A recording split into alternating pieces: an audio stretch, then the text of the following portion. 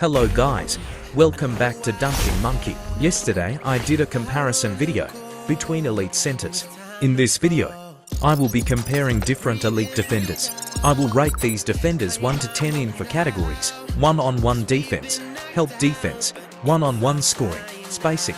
I will be using the same standards I rate these defenders defensive superstars last week, just so you can know which elite defenders can be used in high-ranked games. So let's not waste any more time, let's jump straight into the video. Pascal Siakam. To be honest, I struggled whether putting Siakam as a scorer or a defender, but his offensive threat is way too low to put him as a scorer. So here he is in this defender's video. Siakam kinda sucks in this game, which is kind of a shame. In terms of one-on-one defense, he has no extra block angle or ranges. His base movement stat is slow. His ultimate gives him a lot of speed boost, but it costs too much. It costs like 700 to 800 morale, and you can only use it at most 3 times a game. But his ultimate is also used for spacing and help defense. For help defense, his movement speed is too slow. Kawhi is also slow too, but he has a dash and a deadly passive. Siakam has nothing to help his help defense except his 700 morale ultimate to increase his speed. For one-on-one offense, Siakam only has a spin layup or a spin fadeaway. Both are easy to contest. In terms of spacing, his 3-point stat is only 56. You need to use his ultimate again to increase his 3-point accuracy, but he does shoot consistent mid-range. Jaren Jackson Jr. Jaren Jackson Jr. has insane blocking range, while also having a 240 block. This helps covering up his slow movement speed. Many used him to defend top scorers like D-Wade or Paul Pierce. JJJ also has a very strong help defense. Everyone knows he can dash with his ultimate, but he can also dash towards the rim without using a speed boost when someone is performing a dunk and layup.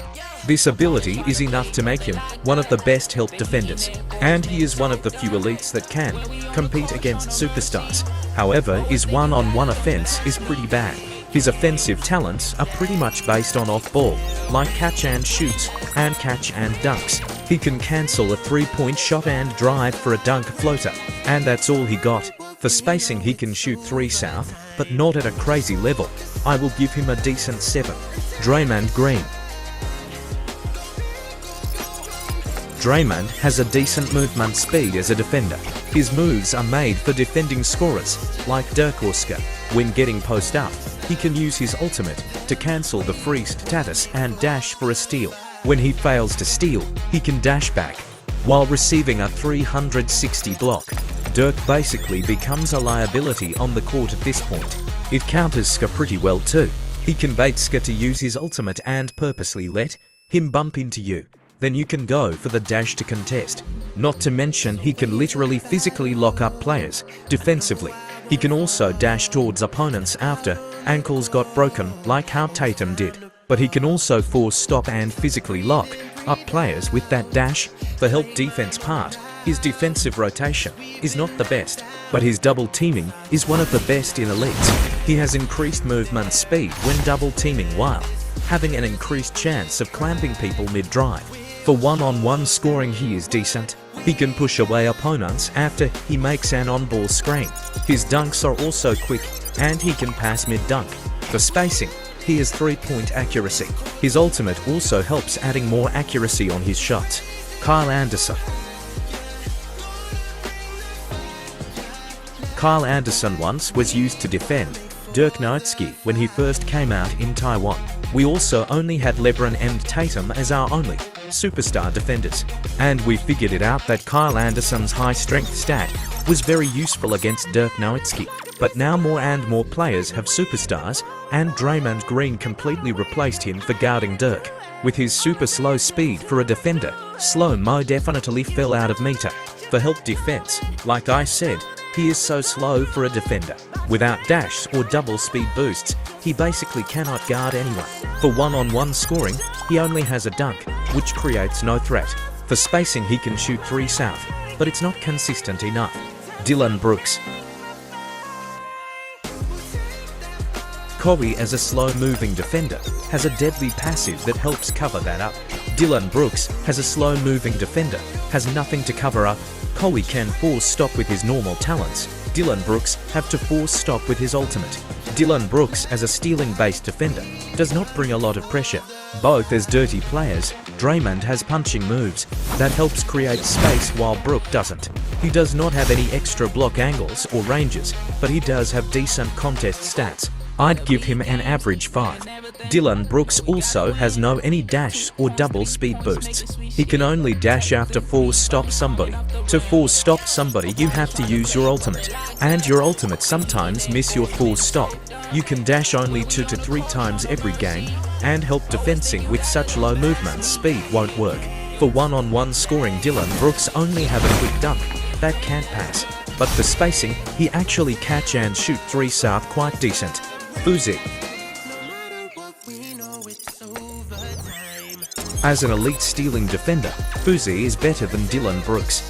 Dillon Brooks has to force stop with his ultimate. f2p can force stop with his regular talents. His ultimate also brings threat when it's final moments of the game, which gives a decent pressure to the scorer. However, his movement speed is too low for a defender. Unless you have passives like Cowie, you can't really cover it up. For help defense, he has a regular dash ability. The dash force stops opponents, and it reduces the cooldown when it did not clamp anyone, which makes f2p dash multiple times in one single defensive possessions. However, it's still only a 6 for help defense because the dash distance is too short, and unlike Cowie who can go for a block immediately after the dash, with f2p you have to wait a second after the dash for a block. For one-on-one scoring, he has decent movesets under the basket.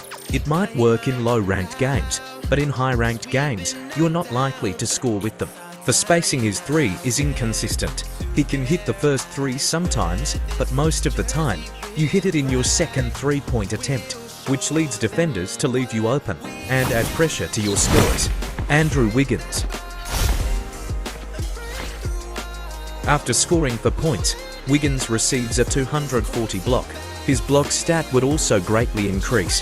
However, you have to score your first for points first, and with mediocre movement speed, I cannot give him anything higher than 6. Wiggins have no dash for help defense. His dash can only be used when there is a rebound happening. I mean, he can dash back to his guy when rebounding, but that's it.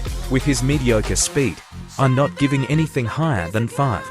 Wiggins, after the update, now can pass with his dunks. While there are 2 defenders under the basket, which dunk he is going to use, he can pass it to open teammates. His dunk itself also needs 2 people to stop it, and he can pass it off now also. However, for spacing, he is inconsistent like f2p. He mostly hit on his second attempt, and rarely hits on his first attempt. Paul George. Paul George has a 360 pass interception angle and has increased speed boost after opponents drive. He can also get back up right after getting his ankles broken like Tatum, which makes him pretty decent against QE or Harden. However, his movement stat is mediocre and has no extra block angle or range. For help defense, mediocre movement without dash or double speed boosts definitely made him a mediocre help defender. For one-on-one scoring, Paul George has a lot of different offensive combos for a defender. He can be pretty decent after you know how to do his hidden Hesse drive. However, it's only decent. It's still too slow if you faced better defenders. However, when his passive is maxed, his ultimate does give a headache. For spacing, he a pretty decent 3-point stat. It is not surprising to see him hit to 3 south in a row. Chris Paul. Chris Paul is another stealing defender, which has no stealing threat. He has a 100% success steal rate once the opponents dribble the ball for too long.